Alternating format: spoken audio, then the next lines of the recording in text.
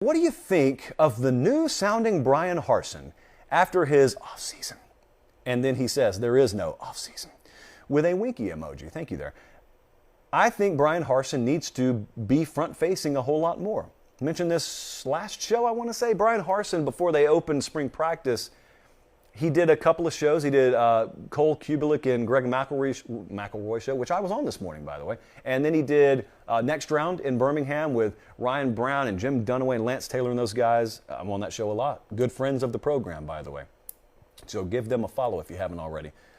He did both of those shows the other day, did a few other media appearances.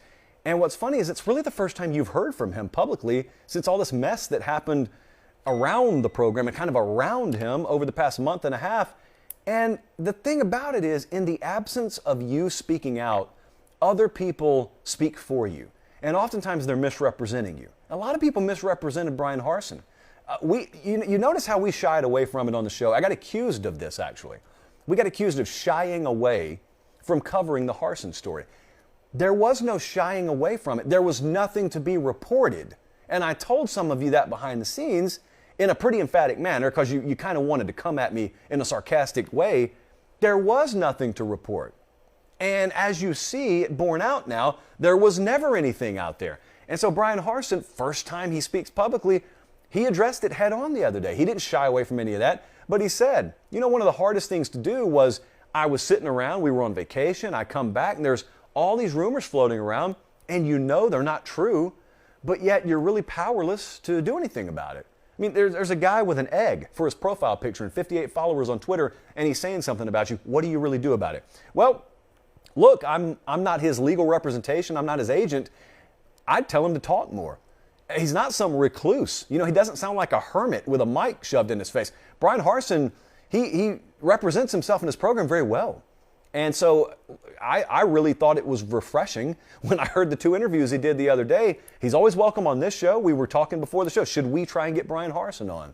I think we will. So that's the first thing I think. The second thing I think is I think it was the Next Round guys asking Bryan Harsin the other day about what he knew of Jetgate. A lot of you who are Auburn fans know about Jetgate. Most national folks wouldn't. I asked Jesse today.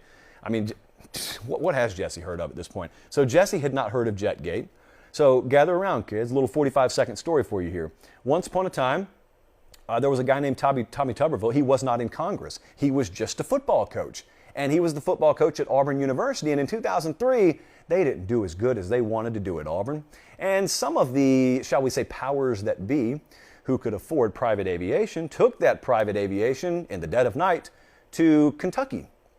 And they wanted to meet with a guy by the name of Bobby Petrino, who had been an offensive coordinator at one time at Auburn, but was the current head coach at Louisville. And they just assumed, we'll take care of Tuberville, don't worry. Why wait until we fire him, though? Let's go ahead and hire his replacement. Bad news, kids. Word got out. And the thing about it is, if you're operating your fantasy football team, if you're playing Xbox, it doesn't really matter. There aren't protocols that you have to follow. But in the real world here, you can't just go flying to Kentucky and interviewing guys on a whim. You kind of have a set of procedures you have to follow. They didn't. Tuberville ends up staying at Auburn. And then there's a lot of support that he galvanizes amongst the community because it was a few acting supposedly on behalf of the many, and the many looked around and said, you ain't acting in my behalf. I kind of like the guy. Let's give him a shot. Let's root for him. Let's give him a chance. Let's get behind him, give him everything he needs. All they did the next year is go undefeated, and then they won the Sugar Bowl. After they won the SEC championship, they got boxed out of the BCS championship game, didn't get a chance to play for it. But the point remains, there was drama. There was a scandal that was internal in the making, and as a result of it, it fell flat, and the head coach there benefited as a result of it. Bryan Harsin answered the questions about Jetgate the other day, exactly as he should, but that is what you're holding on to as hope. If you're an Auburn fan, if you're inside the program down there, it happened before, could it happen again? I can assure you no one's going to expect anything of Auburn football this year. The fan base down there will probably have greatly tempered expectations. Nationally and regionally, no one will expect them to do much of anything. So what if, just for argument's sake, it's fun, it's spring, it's March, there's no harm in this, what if the people whose opinions matter the most aren't opposed to Bryan Harsin. They're not against him at all. They don't have this negative image of him like some powerful people down there do. What if the folks in that locker room, what if the administration, what if the coaching staff, what if they got his back? What if he finally has the combination of people he needs in the program? And what if all of a sudden Auburn continues to trot out there as a 7 to 14-point underdog this fall? And maybe it's turnover margin one week, maybe it's special teams play the next week, but they just keep bubble gumming and paper clipping wins together, and all of a sudden it's Halloween and you're saying, how in the world is Auburn still in the SEC Western Division race? I mean, they're about to enter a key stretch here. This actually could happen. It happened before. That's what you have to hope for if you're an Auburn fan right now.